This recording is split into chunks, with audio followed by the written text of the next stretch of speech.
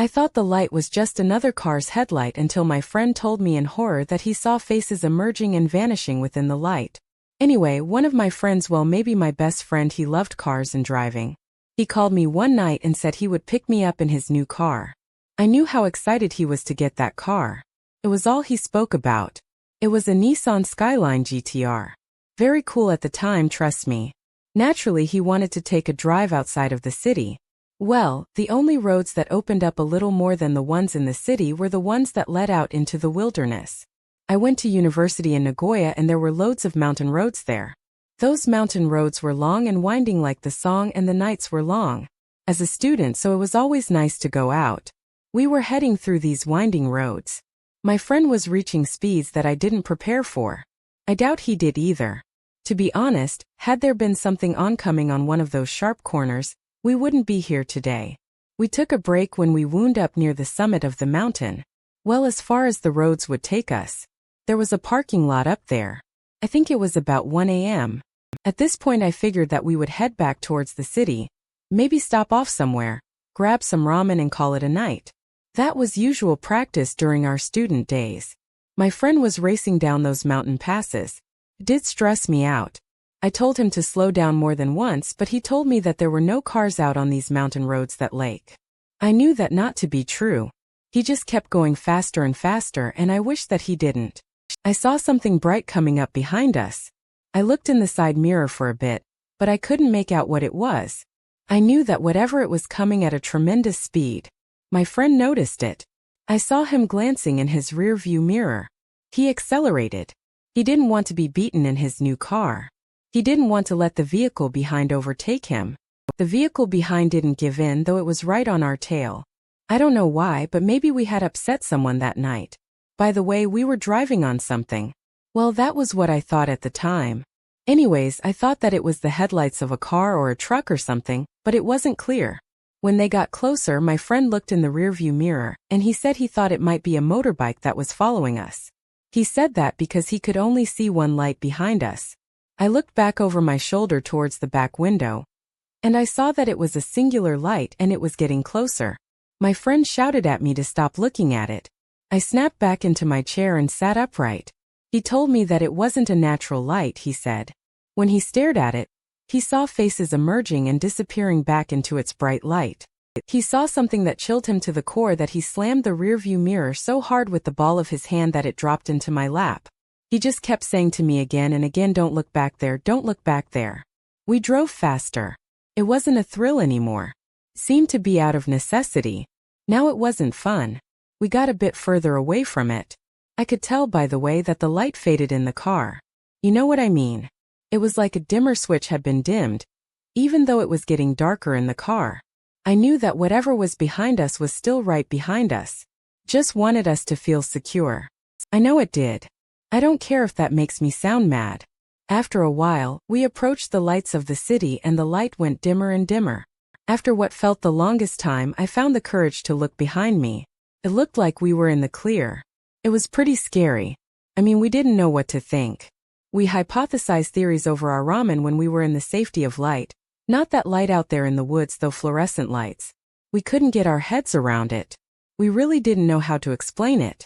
We didn't understand what happened that night, and went to bed that night with more questions than answers on our minds. I guess that was what prompted my friend to ask me the next day if I wanted to go back to those mountain roads we had driven through the night before to do a little investigation foreign. I said yes, of course. I wanted to find out just as much as he did. We drove for a while and then we saw something. Now it's up to you to believe us. I know what I believe. There were a few bouquets of flowers lying by the side of the road. Maybe, just maybe, that strange light that followed on behind us just might have been warning us. A final message from the departed, maybe from someone who was driving as fast as we were, or a victim of some kind of tragedy, when idiots like we were thought that the roads were all clear and safe to drive as fast as we felt like down. Well, it doesn't matter. I guess it doesn't matter what it was. I'm just happy it never encouraged me to drive like my friend did that night. I don't think he ever drove that fast again either. It's something I've thought about over the years. For sure, pretty creepy, to be honest.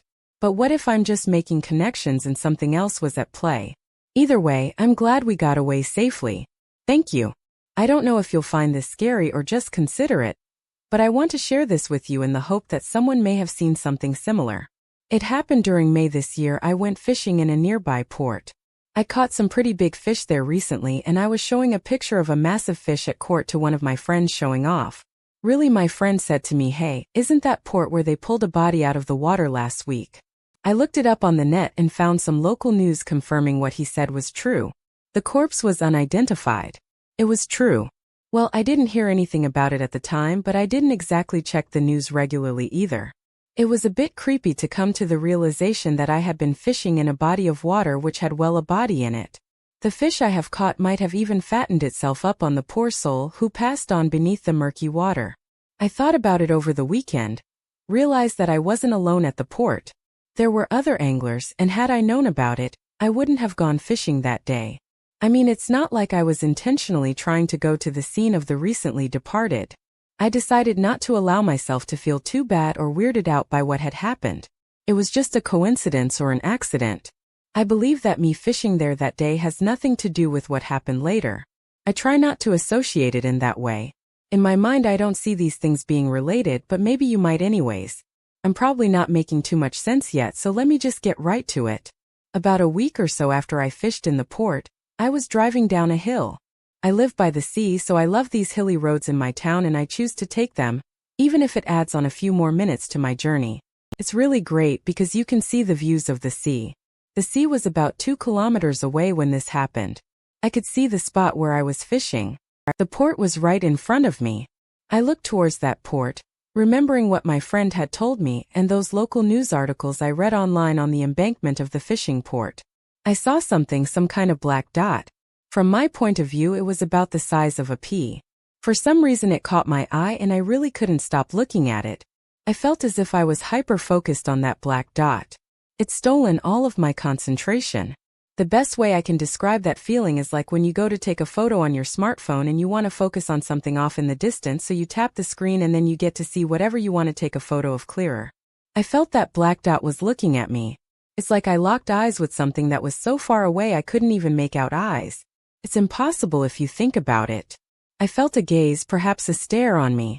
You know, like you do when you know that someone's watching you. But I didn't feel any malice in that stare. I didn't feel good about it either. I did feel something, though there was definitely something aware of me and looking at me. That feeling lasted about 2 to 3 seconds before I snapped out of it. I realized that since I was driving, I would do better to keep my eyes on the road, rather than look at some mysterious black dot. I went downhill, avoiding looking towards the fishing port. That's basically the end of the experience, and like I said, I don't think the two are related. I told my friend about it and he seems to believe that they are. He thinks that because I thought about that poor, unidentified drowning victim for a while. It kind of manifested itself to me, but I think that it could just as easily be nothing. Well, maybe not nothing. Maybe the workings of an overactive imagination. I don't know though. I guess I do kind of believe what my friend said though, because if I didn't, I would have been back to that fishing port again. I loved fishing there, but I just cannot bring myself to go back there at the moment. I don't know. Maybe in a couple of weeks, I guess. So what do you think? Do you think that because I thought about that poor soul so much, it revealed itself to me? What do you think there? I've just got an overactive imagination. I bought a house in the suburbs a few years ago, and since I lived pretty close to the train station, I decided that I would use the train to commute to work. This was about 5 years ago.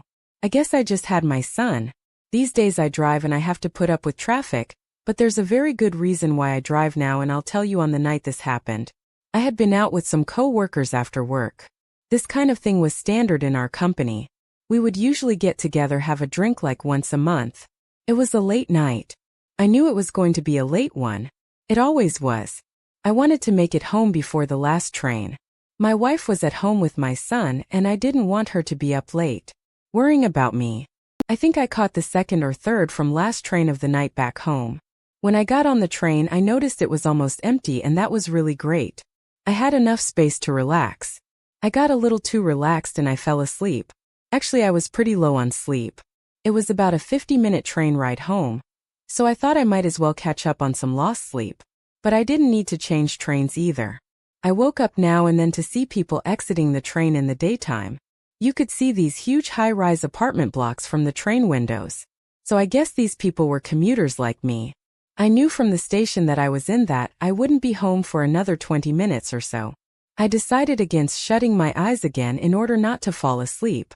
I stood up and faced the window. I figured that looking at something was probably better than being comfortable in my seat. I wanted the distraction. I watched shapes of buildings pass by under the cover of darkness.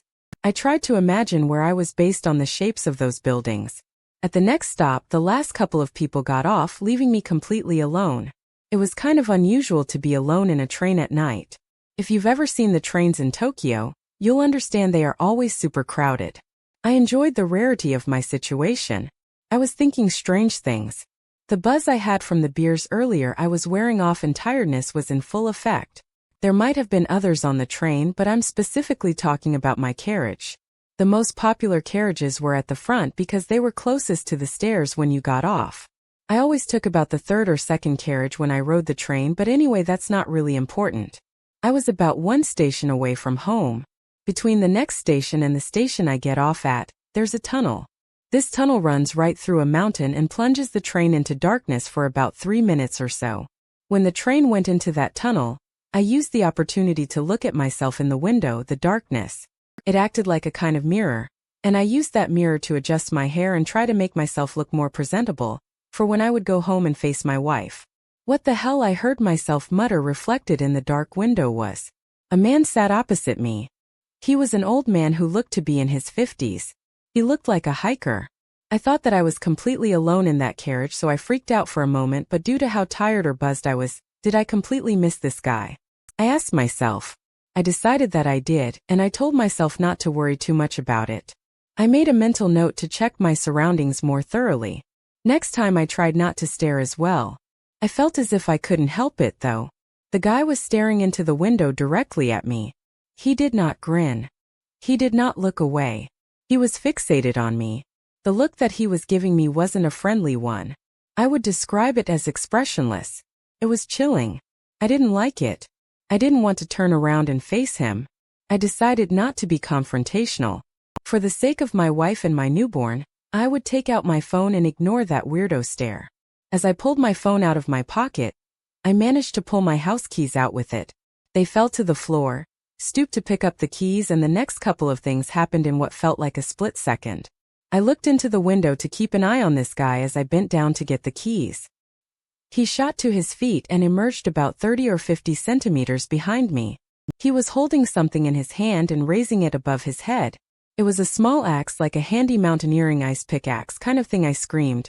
I was completely defenseless. I just kind of dived forward, keeping low towards the door to the next carriage. I had a plan in mind to get as close to the driver as possible. As I put my hand on the door that connects to the next carriage, I took the opportunity to look again to see what was happening behind me. It was instinctive, I imagined, to see that guy racing right up behind me, but I couldn't see him anymore. He wasn't there. I don't know if he dropped down low to hide or attack in a different manner, or if he was ever there, but I couldn't see him anymore, and that terrified me. I ran right to the front of the train and waited a few terrifying moments, no more than 30 seconds in all actuality, for the train came to a stop at my station. The train pulled in and I shot off of it. A young couple and an office worker stared right at me as they boarded. I was in a complete state.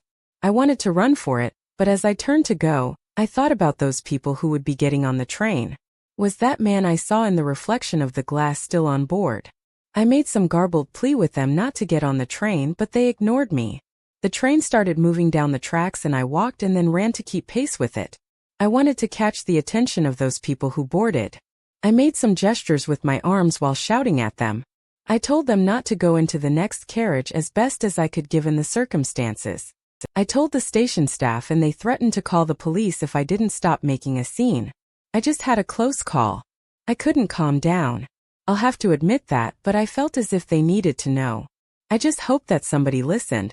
I hoped that whatever I saw was nothing more than the conjuration of a tired mind as well, but something in me doesn't believe that, though I think that was real. I never commuted to work again. I will never ride through that tunnel again. There are some expenses and inconveniences worth suffering. I guess it all started when I was in my early 20s. One of my friends moved into a new place and I went to visit her with a housewarming gift. My friend told me that it wasn't a new place exactly. I didn't expect her first home to be new either. She said that it was over. When I got there, I was really taken aback by just how old it actually was. We spoke about the house. When I met her out front, she said something like it's a good-sized place for my family. My kids are still young, but by the time they get a bit bigger we want to have enough saved up to get a different place. It was nice to see her again. I hadn't seen her in a couple of months, maybe half a year. She didn't live locally anymore. I noticed that there was something different about her this time, though she looked a lot thinner than last time. I saw her almost emaciated. It was pretty shocking. She had bags under her eyes. I guess that comes with having young children, so I didn't ask or think much of it. She gave me a little tour of the house. I looked out one of the upstairs windows and saw that she lived close to a cemetery. My friend caught me staring into the graveyard and she said to me with a snigger, "I guess you know why we got this place for such a great price." It's not exactly prime real estate. There was a note of hesitation in her voice, which she tried covering up with that joke and by laughing at her own circumstances. I wasn't there to judge. The house was nice in my opinion. Not sure about that view, though I noticed something else, though it sounded like they had some noisy neighbors. It looked like a quiet residential area, so I didn't expect that kind of noise. I could hear voices. I guess that was because it was summer. All the neighbors must have their windows open, or something. I said to my friend, "Pretty noisy neighbors." She replied, "What, not really, I can't hear anything. It is hot," though I guess that she must have gotten used to it, but to me it sounded like a festival was going on out there. I couldn't believe her answer. To be honest, I tried to pinpoint the source of that noise by craning my head out of the window, but I couldn't see anyone. Well, there was a cemetery. I made sure to keep myself composed in front of my friend, but to be honest with you, those voices had to be coming from somewhere. It sounded like there was a gathering going on, almost as if it was Obon, the national holiday here. It was summer, but a little too early for it to be all born. It was just weird. Those voices I heard sounded like a mixture of age and gender: men, women, children and babies crying. It was a cacophony of noise. I could hear all those voices, but I couldn't make out a single word. They were saying, they were mumbling in seemingly angry tones at times. Some were softly laughing, maniacal laughs, and others were crying. It didn't sound like a garden party or friends getting together. It was just weird. I couldn't stand being in the presence of all that, so I told my friend that I wasn't feeling well. I made something up about heat stroke and I went home. I couldn't even make out my friend's reply. I was just so overwhelmed by all the raucous sound of those voices. I couldn't hear her at all. I noticed that my fingers were trembling as I reached out for the latch on her front door to leave. I was more frightened than I think I've ever been in my life, and I couldn't stand it. Even after I had left, I felt as if I could still hear those voices. I couldn't pull myself together for the longest time. I thought there was something really wrong with me. And then I remembered that look I had seen on my friend's face, that look of exhaustion. I felt for sure that she might have been affected by something in the same sense that I was. I had only been in that house for a matter of minutes and she had been living there for God knows how long. Maybe whatever it was didn't affect her as much as it affected me. Maybe she felt more tired and didn't hear or see anything weird like I did. I wondered if I should have just come clean with her and told her the truth behind why I left so quickly. I mean, could I really do that and sound like a sane person? To her afterwards seemed only to be me who could hear the voices and not her. I wrestled with the choice of telling her or not for a couple of days, and then that became a couple of weeks. About a month later I gave her a call just to see how she was doing. I didn't plan on telling her what happened to me, but I did. It just came rushing out of me, and to my surprise she said, "Yeah, I know. Of course that makes sense." She seemed to be aware of some kind of presence as well as her family. She said she had been feeling depressed and incredibly lazy since she had moved there. In addition, their newborn children, twins, had been inconsolable most nights. Something was upsetting the children. She spoke to her husband and pleaded with him to move, and he agreed, which is a bit of a shock, because he was just about the most stubborn man I've ever met in my life, so I know that something must have been affecting him as well. They ended up moving and I ended up visiting with a brand new moving-in gift. The door opened and I was greeted by my friend, who looked so much better than the last time I saw her. There was a brightness about her, a glow in fact that I didn't see. Last time I learned not to be swayed by a cheap price. I made sure when it was time for me to move house. I thoroughly inspected the area. Thank you. I work in an office in Tokyo. The other night I was out with a bunch of fellow female colleagues. We all went out for some drinks. It was a really great night actually. I got the last train home to Itabashi where my apartment is. I was sat down at my desk, using my handheld mirror to take off my makeup ahead of getting ready to sleep. I noticed it almost instantly. There was a doll on my bookcase behind me. It was looking down at me from on high. That's what I thought straight away. It had a white face like most Japanese dolls do. It also had a red kimono. It's funny, isn't it? When you notice something out of place, you almost can't stop looking at it, can you? It stood out to me because I didn't own a doll like that. In fact, I didn't own any dolls. As soon as I realized that it didn't belong to me, I dropped my handheld mirror and I shrieked. I spun my head round to look at the bookcase and the doll wasn't there. That scared the living hell out of me at first, but since I was a kid, I was heavily encouraged to look for logical answers and to approach things scientifically instead of irrationally. I managed to convince myself that my eyes had been deceived by nothing more than a trick of the light. I told myself that I didn't have anything to worry about and I got myself off to sleep. It didn't take long. I was pretty exhausted. Well, about a week passed without anything happening, and I pretty much forgot about what I saw. But that all changed. One night, I just had a real long soak in the bath. I got my underwear on and I sat the edge of my bed watching TV drinking a low-calorie beer. Suddenly something caught my eye for some reason. I felt a feeling in the pits of my stomach that told me that something wasn't right. I reverted back to how I felt as a child, young and full of imagination, and the feeling I had was clear. It was a very bad feeling. Before I knew it, my eyes were slowly pulled towards the direction of my bad feeling. I looked towards the window. I had carelessly forgotten to shut the curtains before taking a bath. I didn't usually pay attention to it. To be honest, it's easy to forget when you live in a block of apartments up high. I looked at the gap in the curtains due to the darkness of the room and the light of the TV. It provided a great reflection of the room around me. I saw something that I'll never forget. There was the same doll I'd seen about a week ago, propped up on my pillow. It was facing me. It was staring at my back as I watched TV. Yet when I turned around to face it, it was gone. Everything in me yelled it was there, but my eyes told me that it wasn't. I couldn't deal with that. I don't care if you call me a coward or anything like that. It wasn't real. It was real. I don't know. I ran out of there, just my phone in my hand. I didn't even look back to see if that doll was on my bed like it was in the reflection because that thing wasn't real. I don't know how the context aligns that experience, because everything in my being tells me it wasn't possible stayed with a friend until I got out of my lease. I told my landlord I had to leave urgently and he didn't seem surprised. I don't think he was interested in the slightest. I don't know what that was. It was really creepy. Thank you. This is what my friend claims to be a true story. He was working part-time at a theme park. It's a pretty popular place. People from different parts of Japan would probably know it, but I've been asked not to mention its name. A few months after he began work there, he was asked to work the haunted house attraction. Well, I guess he wasn't asked. He was told the haunted house was located right at the edge of the theme park, sort of like the innermost attraction, the one furthest away from the entrance. The haunted house is most popular with the teens and younger adults. My friend's job was to manipulate props and puppets to scare the guests. The haunted house was dark, so the guests were already on edge. There was a tape playing of creepy noises and the props that didn't move looked like they could, so it made my friend's job pretty easy to scare people. I will put this simply, my friend loves scaring people.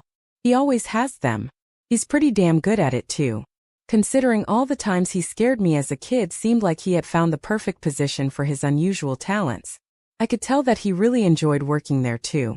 The theme park generally closed at about 6:00 p.m., and that was the time the guests were expected to leave. There are about 8 people in total who worked in there with him, somewhat actors, some rather prop movers I guess, and some were taking tickets and admission. You know, they all did the same sort of thing. He did there and took turns doing it. One night, just after 6, when everyone was getting ready to head home, my friend heard something strange. It happened when they were getting changed out of their costumes and removing their makeup. My friend said that it sounded like a woman screamed. 2 short bursts of screams.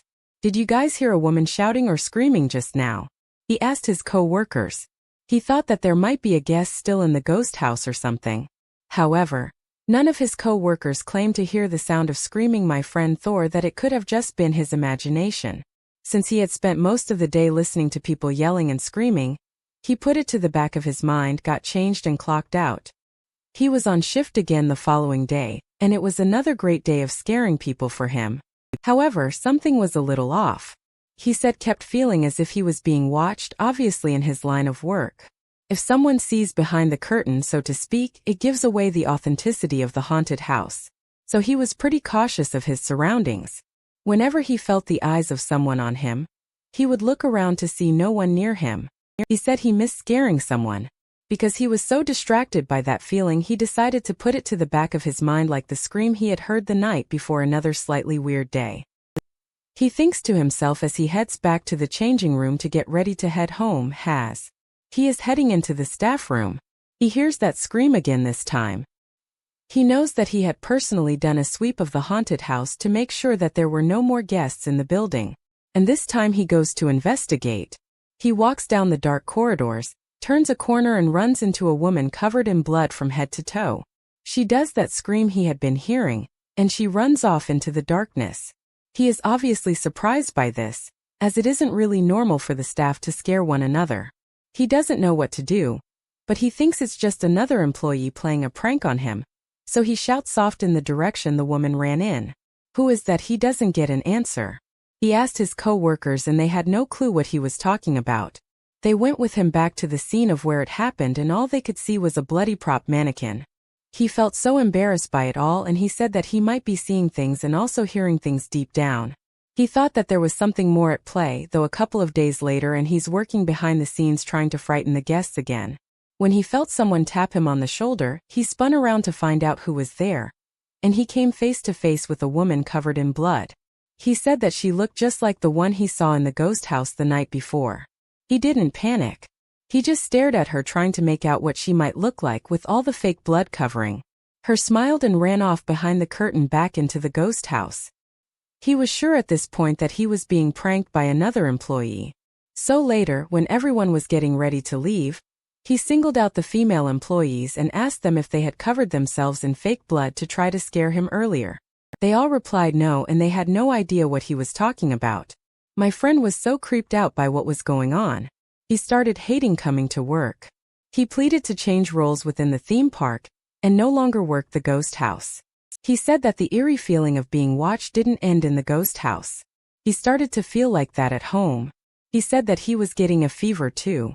He really thought that something was going on and it was connected to what he was seeing in the ghost house. He has told me that he doesn't think it was a spirit, though he thinks that it was a very real person who had been either sneaking into the haunted house attraction to mess with people or a very odd member of staff who just specifically wanted to scare him. I think that he shouldn't rule out the paranormal, but he isn't interested in that theory. I mean, there could be some kind of residual energy out there that might be drawn to a place of horror. I guess I don't know. I like to believe in the supernatural, so maybe that's why I like that idea. At the end of the month he was allowed to move off of the ghost house, so I guess we'll never know. Foreign.